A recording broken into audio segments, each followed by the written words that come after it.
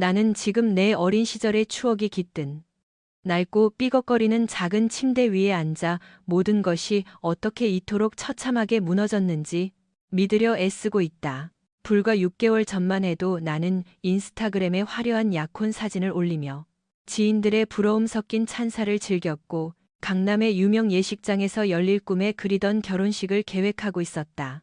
하지만 지금의 나는 모르는 번호로 날아오는 악의적인 문자 메시지의 표적이 되었고 보수적인 고향 동네 사람들의 입방아에 오르내리며 가슴을 후벼 파는 질문에 밤잠을 설치고 있다.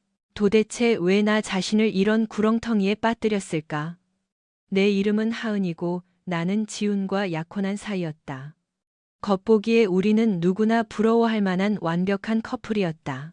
그는 여의도의 대형 금융권 회사에서 안정적인 직장에 다니고 있었고, 나는 자그마한 편집숍에서 일하며 소박하지만 평온한 삶을 살고 있었다. 우리는 남들 보기에 아주 만족스러워 보였지만, 내면 깊은 곳에서 나는 지훈의 끝없는 업무량에 내 존재가 완전히 가려지는 기분을 느꼈다. 그는 언제나 노트북의 엑셀 데이터와 투자 지표, 끊임없는 전화 통화나 분기별 수익 모델에 대한 대화에만 몰두해 있었다. 처음에는 그의 그런 열정과 야망에 깊은 인상을 받았지만 시간이 흐를수록 나는 내가 그의 삶에서 투명 인간이 된 것 같았다. 외로움과 방치된 기분에 대해 눈물로 호소해도 그는 그저 미안하다는 듯 어깨를 으쓱하며 다 우리 미래를 위해서야라고 말할 뿐이었다. 곧 더 많은 시간을 함께 보내겠다고 입버릇처럼 약속했지만 매주 주말은 평일과 똑같이 그의 업무 연장선으로 끝났다. 나는 로맨스와 즉흥적인 여행, 그리고 어쩌면 아주 약간의 세심하고 관대한 배려를 원했다. SNS를 보면 다른 커플들은 호캉스를 즐기고 화려한 이벤트를 하는 모습이 너무나 행복해 보였고 나는 형용할 수 없는 질투심과 공허함을 느꼈다. 하지만 나는 스스로를 다독이며 인내했다. 우리는 이제 막 약혼했을 뿐이고 정식으로 결혼해서 가정을 꾸리면 분명 더 건강한 균형을 찾을 수 있을 거라고 믿었다. 나는 그 위태로운 희망에 매달렸지만 내가 얼마나 쉽게 타인의 소용돌이에 휘말려 파멸할 수 있는지 전혀 깨닫지 못했다. 나의 처참한 추락은 지훈의 할아버지인 강석호 회장을 만나면서 본격적으로 시작되었다. 이 이야기에서 강 회장은 지훈의 친할아버지는 아니었다. 그는 뒤늦게 지훈의 가문에 재혼으로 들어온 분이었지만 집안의 최고 어른으로서 엄청난 영향력을 행사하고 있었다. 그는 서울 근교의 큰 대지를 소유한 자산가였다. 세련된 품격을 지닌 노신사였던 그는 나이가 무색할 만큼 정정했고 내가 이전의 평범한 사람들에게서는 본 적 없는 압도적인 자신감과 아우라를 뿜어냈다. 지훈의 친척들은 강 회장이 매우 까다롭고 남을 휘두르기 좋아하는 성격이라며 뒤에서 수군거렸지만 나는 그런 평판에 개의치 않았다. 가족 상견례 겸 저녁 식사 자리에서 그를 처음 만났을 때 그는 내가 지훈에게서 그토록 갈구하던 나에게만 쏟아지는 뜨거운 주목을 주었다. 그는 내 머리 모양과 패션 감각, 그리고 조곤조곤한 말투를 끊임없이 칭찬했다. 지훈은 그 와중에도 급한 이메일을 확인하느라 강 회장이 예비 손주 며느리인 나에게 얼마나 노골적으로 관심을 보이고 추파를 던지는지 전혀 눈치채지 못했다. 지금 생각하면 그저 나이 많은 부유한 남자의 능글맞은 칭찬에 우쭐해졌다는 게 어리석기 짝이 없지만 당시에 나는 누군가에게 인정받고 사랑받고 싶은 욕구에 완전히 굶주려 있었다. 심지어 그 자리에 함께 있던 지훈의 부모님조차 나를 집안의 배경 정도로만 여기며 거의 관심을 두지 않았으니까. 강 회장은 나의 커리어 목표와 다가올 결혼 준비 과정에 대해 아주 세세하게 물었고 준비 과정의 스트레스에 대해 가볍게 농담을 건네며 나를 다독였다. 누군가가 나의 사소한 일상적인 고민에 이토록 깊은 관심을 가져준다는 사실에 안도하며 웃었던 기억이 난다. 일주일 후 강 회장에게서 개인적인 카톡 메시지가 왔을 때 나는 깜짝 놀랐다. 그는 가족 비상 연락망에서 내 번호를 저장했다고 했다. 처음에는 결혼 준비가 힘들지 않느냐는 친근하고 점잖은 안부 인사였다. 하지만 그 짧은 메시지는 점차 밤늦은 시간에 긴 대화로 이어졌고 그는 매번 교묘하게 나를 미소 짓게 만드는 달콤한 칭찬들을 문장 사이에 숨겨 놓았다. 그는 나에게 아직 꽃 피우지 못한 엄청난 잠재력이 있다며 나를 방치하는 무심한 약혼자 곁에서 시들어가기엔 내가 너무나 아까운 보석 같은 사람이라고 말했다. 나는 그저 어른으로서 해주는 무해한 조언이라고, 그가 그저 친절한 것뿐이라고 스스로를 세뇌했지만 내 마음 한구석의 작은 불꽃은 그 부적절한 관심을 즐기고 있었다. 우리의 메시지는 점차 가끔씩 갖는 비밀스러운 점심 식사로 이어졌다. 기묘하면서도 짜릿한 해방감이 느껴졌다. 그는 지훈이 한 번도 데려가 주지 않았던 청담동이나 한남동의 프라이빗한 고급 식당들로 나를 안내했다. 나는 여전히 이것이 외로운 예비 신부와 자상한 할아버지 사이의 단순한 우정이라고 자위했다. 그러던 어느 날 한 은밀한 만남에서 결정적인 사건이 터졌다. 식사 도중 강 회장은 테이블 너머로 명품 로고가 선명한 작은 선물 상자를 밀어넣으며 꼭 지금 열어보라고 권했다. 안에는 눈이 부시게 반짝이는 다이아몬드가 박힌 가느다란 팔찌가 들어있었다. 나는 너무 당황해서 이런 건 받을 수 없다며 돌려주려 했지만 그는 그저 예쁜 아이에게 주는 작은 선물일 뿐이라며 허허 웃으며 나를 다독였다. 나는 심장이 터질 듯 두근거리는 것을 느끼며 잠시 그것을 손목에 착용해 보았다. 지훈이 만약 이걸 본다면 어떤 표정을 지을지 상상하며 묘한 쾌감까지 느꼈다. 양심의 가책이 느껴졌지만 강 회장의 확신에 찬 태도는 나를 금방 진정시켰다. 지훈이에게는 굳이 말해서 긁어 부스럼 만들지 말아요. 그가 부드럽게 속삭였다. 이슬 물어서고 다구가채. 어차피 그 녀석은 이런 섬세한 선물이나 디테일까지 신경 쓰기엔 너무나 앞만 보고 달리는 녀석이니까. 그 순간 내 안의 마지막 도덕적 방어선이 무너졌다. 며칠 후 매장에서 정신없이 바쁜 근무를 마치고 나니 강 회장에게서 메시지가 왔다. 깜짝 놀랄 만한 서프라이즈가 준비되어 있다는 것이었다. 마침 지훈은 또 긴급 회의 때문에 늦는다고 했기에 나는 홀린 듯 그 초대에 응했다. 약혼자의 답장을 기다리며 텅 빈 집에서 혼자 편의점 도시락을 먹는 것보다 100배는 낫다고 스스로를 정당화했다. 그날 밤 강 회장은 나를 하얀 식탁보가 정갈하게 깔리고 은은한 재즈가 흐르는 최고급 호텔 레스토랑으로 데려갔다. 지배인과 직원들은 마치 왕이라도 모시듯 경의를 표하며 그를 맞이했다. 긴장감과 설렘으로 심장이 터질 듯이 빠르게 뛰었다. 내 평생 누군가 나를 이토록 귀하게 대우해 준 적은 없었다. 식사 도중 그는 슬며시 내 손을 잡고 가볍게 한숨을 쉬며 내가 얼마나 치명적으로 매혹적인지 말했다. 볼이 화끈거리고 머릿속이 하얘졌지만 동시에 형용할 수 없는 안도감이 느껴졌다. 최소한 여기서는 내가 더 이상 그림자 같은 존재가 아니었기 때문이다. 그날 저녁 식사가 끝날 무렵 우리는 와인을 곁들인 긴 대화를 나누었고 내 안의 모든 경계심은 완전히 자취를 감췄다. 그는 지훈의 답답한 성격과 한심한 감수성에 대해 불평하며 내가 이렇게 대담하게 다른 남자와 저녁을 먹으러 다녀도 아무런 눈치도 채지 못하는 지훈을 은근히 모자란 놈이라며 비웃었다. 나는 부끄러움을 느끼면서도 그 말에 동조하며 웃음을 터뜨렸고 그의 무례한 발언을 제지하지 않았다. 나의 침묵은 결국 그의 위험한 생각에 완전히 동조한다는 침묵의 승낙이었다. 이후 지하 주차장의 차 안에서 그는 내 얼굴을 자기 쪽으로 부드럽게 돌렸고 나는 그가 다가와 입 맞추는 것을 거부하지 않았다. 이성이 이것은 파멸로 가는 길이라고 비명을 질렀지만 타인에게 주목받고 사랑받고 싶다는 원초적인 욕망이 그 이성의 비명보다 훨씬 더 컸다. 지훈이 먼저 나를 무시하고 외롭게 했으니까. 이건 그 사람 탓이기도 해라고 스스로에게 면죄부를 주었다. 그때부터 나와 강 회장은 금기된 만남을 일상적인 루틴처럼 반복했다.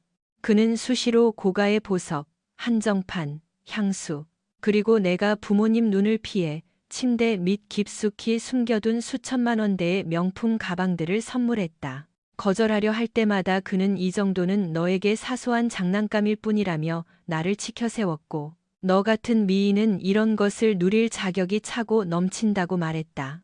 그는 지훈을 일밖에 모르는 지루한 애송이라 부르며 끊임없이 조롱했고 나는 더 능력 있고 진짜 세상을 아는 남자를 만날 권리가 있다고 했다. 마음 한편이 돌덩이를 얹은 듯 무거울 때도 있었지만 나는 이미 중독된 듯 그 상황을 즐겼다.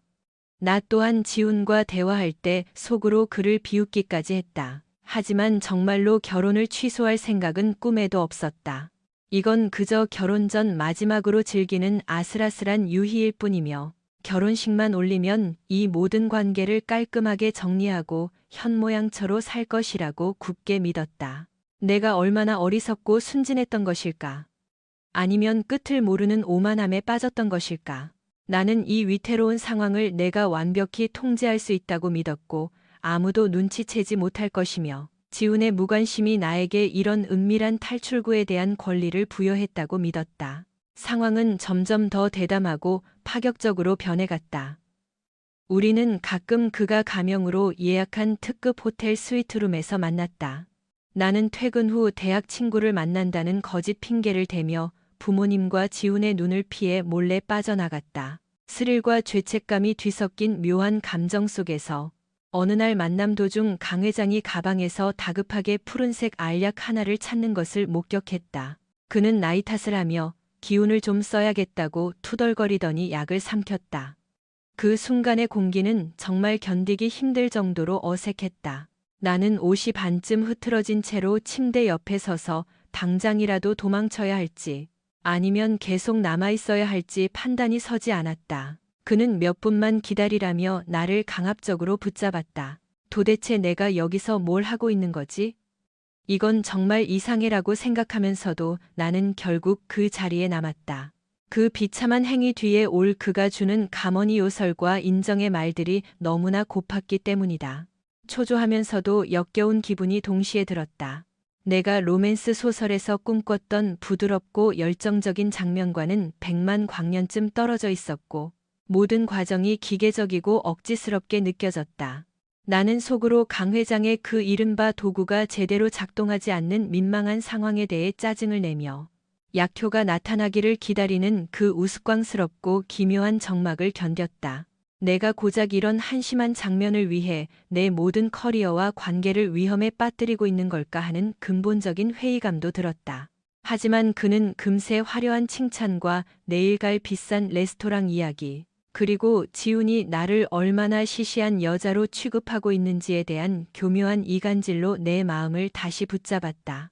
매번 이번 데이트가 정말 마지막이라고 다짐하고 또 다짐했지만 스마트폰 화면에 그의 이름이 뜨고 명품 선물 사진이 날아오면 나는 다시 설득당했다.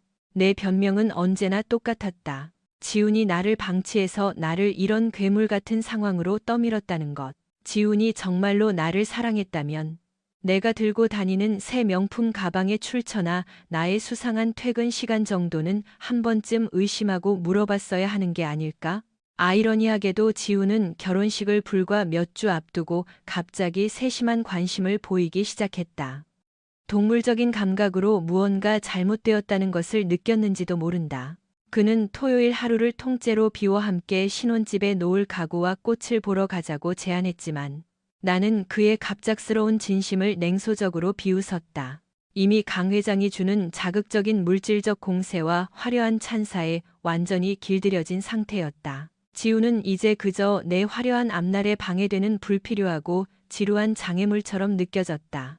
나는 그에게 이제 와서 이런 척 해봐야 너무 늦었어라고 차갑게 쏘아붙였지만 사실은 내 스스로가 이미 돌아올 수 없는 강을 건너버렸음을 직감하고 있었다. 내 삶이 송두리째 무너져 내리던 그 피비린내 나는 밤. 지훈이 이미 모든 추악한 진실을 손바닥 들여다보듯 알고 있었다는 사실을 나는 꿈에도 몰랐다. 지훈은 갑작스러운 지방 출장이 생겼다며 이틀 뒤에 서울에서 보자고 말하고 이른 아침 집을 나섰다. 아무런 의심 없이 혼자 남은 나는 모처럼 자유를 만끽하며 TV나 보다가 저녁 때쯤 강 회장에게 메시지나 보낼 생각이었다. 하지만 볼일을 보고 저녁 늦게 우리 신혼집 아파트에 돌아왔을 때 집 안은 폭격을 맞은 듯 엉망이었다. 지훈의 개인기, 옷까지 개인 물품들이 흔적도 없이 사라져 있었고 식탁 위에는 몇 가지 물건이 기괴하게 놓여 있었다. 두툼한 서류 봉투 하나, USB 메모리 하나, 인쇄된 사진 한 장, 그리고 강 회장의 그 푸른색 약병 하나였다. 강 회장이 호텔에서 쓰던 그 약병을 우리 집 식탁에서 본 순간 내 심장은 멈추는 것 같았고 온몸의 피가 거꾸로 솟았다. 지훈이 이걸 도대체 왜 여기에 뒀을까? 떨리는 손으로 사진을 집어들었다. 그것은 비 오는 날 어두운 주차장에서 내가 강 회장의 차에 기대어 그의 목을 껴안고 진하게 입 맞추고 있는 사진이었다. 누군가 아주 가까운 거리에서 몰래 찍은 것이 분명했다. 차가운 얼음 송곳이 심장을 찌르는 듯한 공포가 엄습했다. 봉투 안에는 짧은 메모가 적혀 있었다. USB에 담긴 영상들을 꼭 확인해봐. 그리고 내가 너를 이 위대한 세상에 어떻게 화려하게 데뷔시켰는지 인터넷 커뮤니티도 찾아보고 식탁 위에 그 약들이 내 즐거운 밤에 도움이 되길 바란다. 영원히 안녕. 나는 비틀거리며 노트북을 켜고 USB를 꽂았다. 여러 개의 영상 파일이 날짜별로 정리된 폴더가 나타났다. 첫 번째 파일을 클릭하자 흔들리는 영상이 재생되었다. 텅 빈 호텔 지하 주차장에서 내가 강 회장의 차 조수석에 올라타 은밀한 행위를 나누는 장면이 너무나 선명하게 찍혀 있었다. 화질은 소름 끼칠 정도로 좋았고 부정할 수 없는 확실한 증거였다. 나는 비명을 지르며 노트북을 덮었다. 머릿속이 빙글빙글 돌고 세상이 무너지는 것 같았다. 지훈이 전문 심부름 센터를 고용했거나 직접 나를 미행한 것이 분명했다. 구역질이 났지만 이성을 간신히 쥐었자 지훈이 언급한 커뮤니티인 네이트판과 DC인사이드에 접속했다. 글 제목들은 내 눈을 멀게 할 정도로 자극적이었다. 재벌가 할아버지와 바람난 내 약혼녀의 추악한 실체 폭로합니다. 영상의 일부가 모자이크도 없이 포함된 짧은 클립이 올라와 있었고 이미 수천 개의 댓글이 달려 나를 난도질하고 있었다. 사람들은 나를 현실판 꽃뱀, 할배킬러, 돈에 미친 여자라 부르며 입에 담지 못할 욕설을 퍼부었다. 사진 구석의 푸른 알약을 알아본 누군가는 내 비밀 연인의 나이와 성기능에 대해 저질스러운 성희롱 농담을 던졌다. 수치심에 몸이 미친 듯이 떨렸다. 불과 1시간도 채 안 되어 내 스마트폰은 진동이 멈추지 않았다. 지훈의 여동생, 친척들, 그리고 얼굴도 모르는 사람들로부터 비난과 저주가 담긴 메시지가 폭포수처럼 쏟아졌다. 지훈에게 울며 전화했지만 번호는 이미 수신 거부였고 곧 해지되었다. 강 회장에게 다급하게 연락했지만 돌아오는 건 차가운 기계음뿐이었다. 지훈이 내 인생의 가장 치욕스럽고 추악한 순간을 만천하에 공개하며 내 삶에서 완전히 발을 뺐다는 사실을 비로소 깨달았다. 다음 날 아침, 예약해둔 예식장 지배인으로부터 지훈 씨가 일방적으로 예약을 취소했다는 사무적인 연락이 왔다. 꽃집, 드레스샵, 스냅 사진 작가 측에서도 위약금 문제를 거론하며 빗발치게 연락해왔다. 지훈은 공동 계좌로 관리하던 우리 결혼 자금을 이미 한 푼도 남김없이 인출해버렸고 남겨진 모든 금전적 책임과 위약금 독촉은 오롯이 내 몫이 되었다. 나는 울먹이며 사정을 설명하려 했지만 이미 소문을 들은 업체들은 나를 벌레 보듯 하며 내 비참한 사정 따위엔 눈꼽만큼도 관심이 없었다.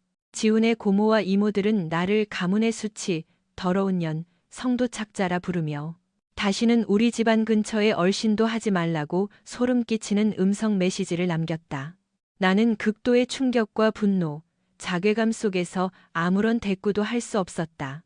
내 자신이 한심하고 역겹게 느껴지면서도 한편으로는 지훈이 차라리 나와 개인적으로 만나 단판을 지었어야 했다는 원망이 들었다. 그는 나에게 사과하거나 최소한의 변명이라도 할 기회조차 주지 않고 가장 잔인한 방식으로 나를 사회적으로 매장했다. 내가 외도를 한 잘못은 100번 죽어 마땅하지만 한때 사랑했던 여자의 사생활이 담긴 영상을 유포해 명예를 처참히 짓밟은 것은 그보다 더 큰 범죄가 아닐까 하며 스스로를 비겁하게 위로했다. 신락 같은 도움이라도 요청하려 강 회장에게 수백 번 전화를 걸고 집 앞까지 찾아갔지만 그는 이미 모든 뒤처리를 변호사에게 맡긴 채 해외로 도피하듯 떠나버린 상태였다. 그의 무책임하고 비겁한 방치에 피눈물이 났다. 온갖 호화로운 선물과 달콤한 말로 나를 유혹해 파멸로 이끌어 놓고 막상 일이 터지니 나를 차가운 길바닥에 내팽개친 것이다. 나는 그저 그의 지루한 노년에 잠시 활력을 불어넣어줄 소모품에 불과했다는 사실이 뼛속까지 시리게 다가왔다.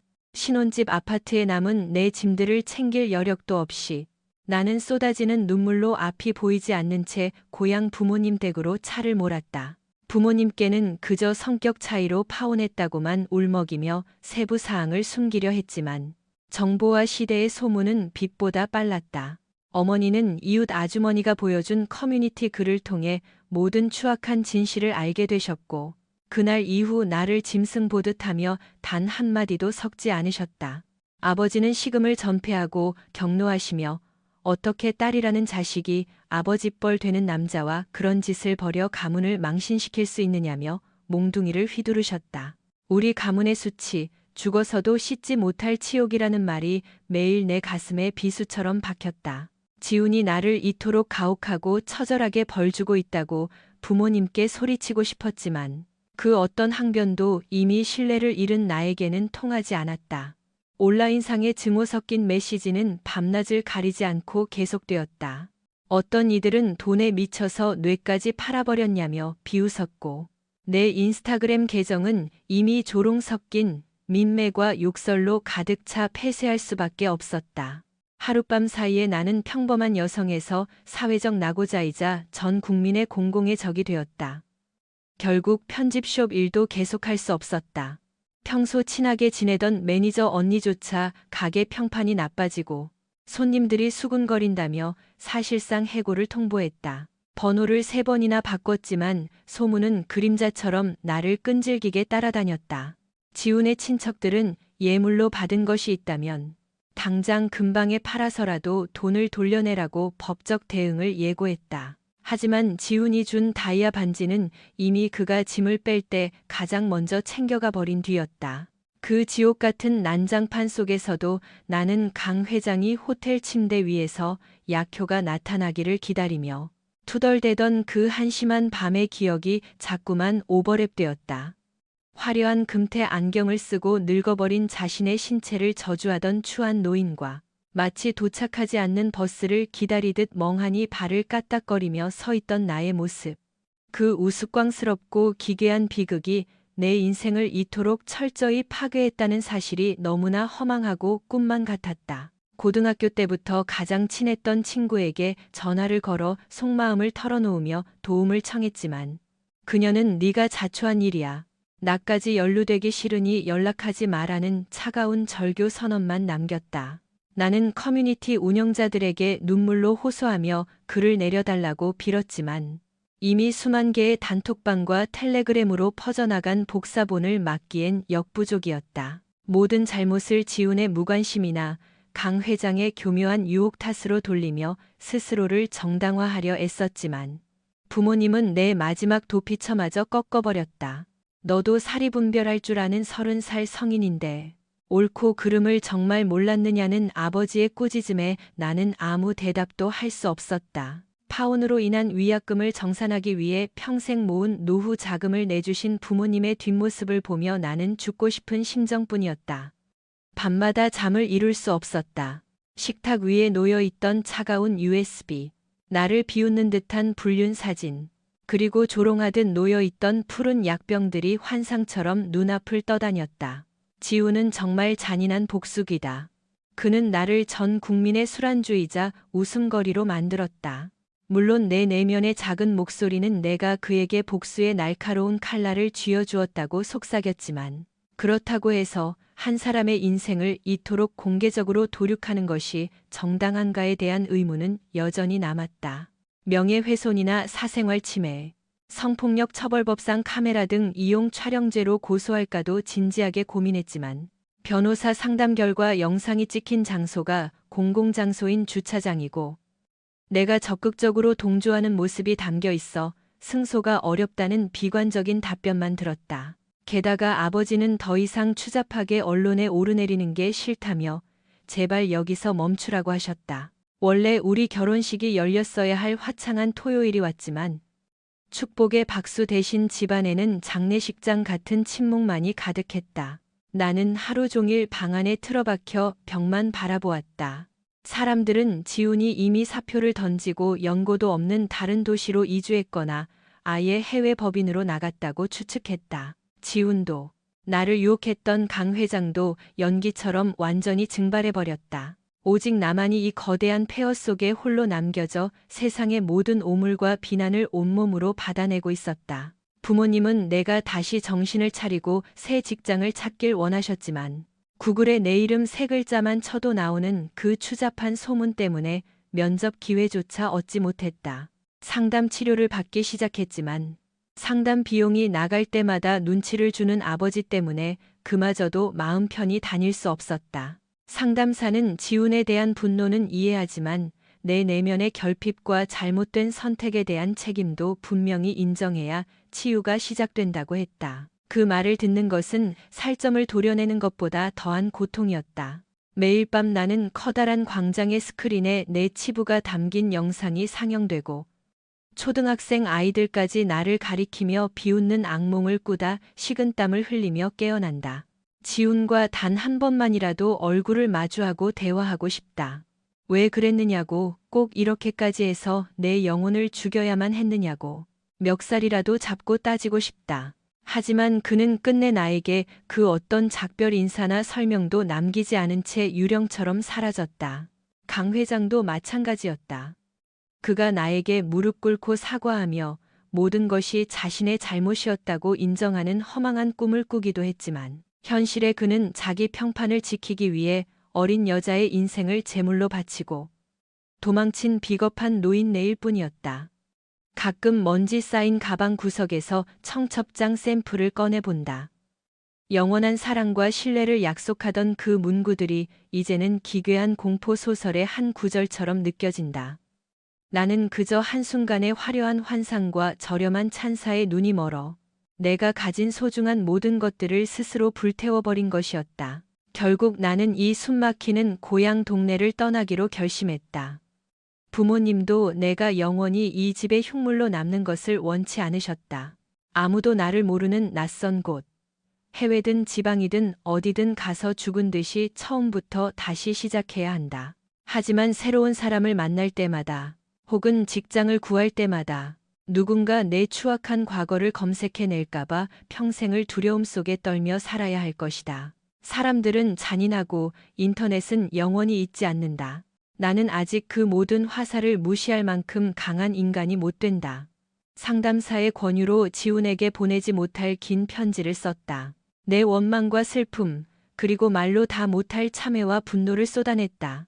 그 편지를 읽으며 밤새 울었지만 내 가슴 속에 뚫린 거대한 구멍은 결코 채워지지 않았다. 나는 지금도 지훈의 잔인한 복수와 강 회장의 비겁한 유혹을 탓하며 하루를 보낸다. 하지만 동시에 그들에게 나를 파멸시킬 결정적인 기회를 준 것은 다름 아닌 나 자신이라는 사실을 이제는 뼈저리게 인정한다. 한순간의 허영심과 오만함에 대한 대가는 너무나 가혹하고 처절했다. 이제 나는 마지막 남은 기운을 쥐어짜 내 짧은 생의 짐을 싼다. 나를 불륜녀나 꽃뱀으로 보지 않는 낯선 하늘 아래서 최소한 고개를 들고 숨을 쉴 수 있는 곳으로 가고 싶다. 만약 지훈이나 강 회장을 다시 만난다면 내가 어떤 표정을 지을지 나조차 알 수 없다. 하지만 분명한 건 그들은 이미 자기들만의 견고한 성으로 돌아갔고 나만 이 차가운 폐허 속에 버려졌다는 사실이다.